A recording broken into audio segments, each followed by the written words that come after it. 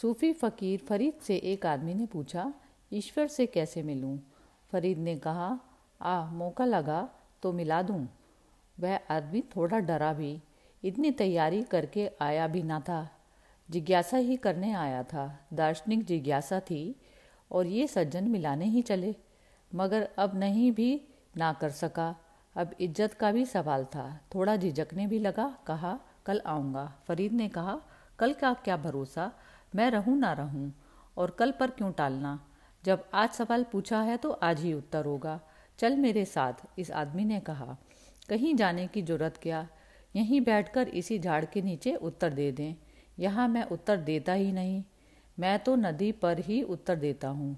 डरते डरते वह आदमी फरीद के साथ नदी पर गया। फरीद ने कहा, उतार कपड़े। उसने कहा, कपड़े पहने उत्तर नहीं देंगे क्या?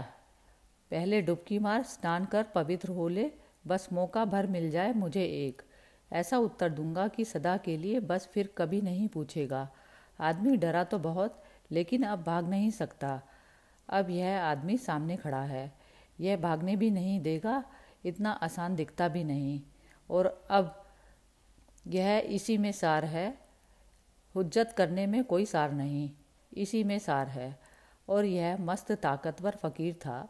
फरीद की अगर भागा भागी की तो पकड़कर फेंकेगा पानी में, और उसमें हाथ पैर टूट जाएं। चुपचाप कपड़े उतारकर उस आदमी ने डुबकी मारी।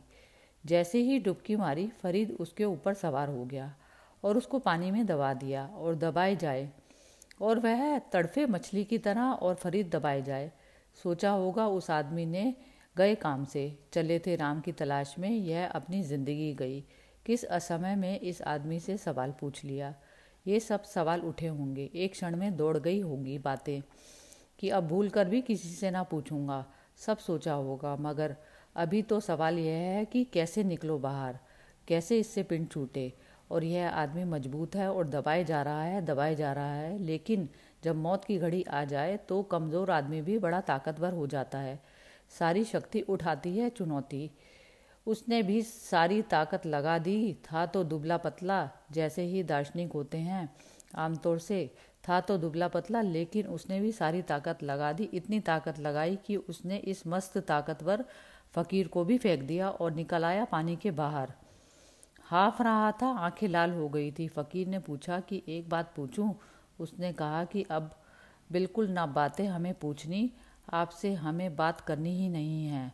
उसने कहा कि हम कोई उत्तर देंगे नहीं।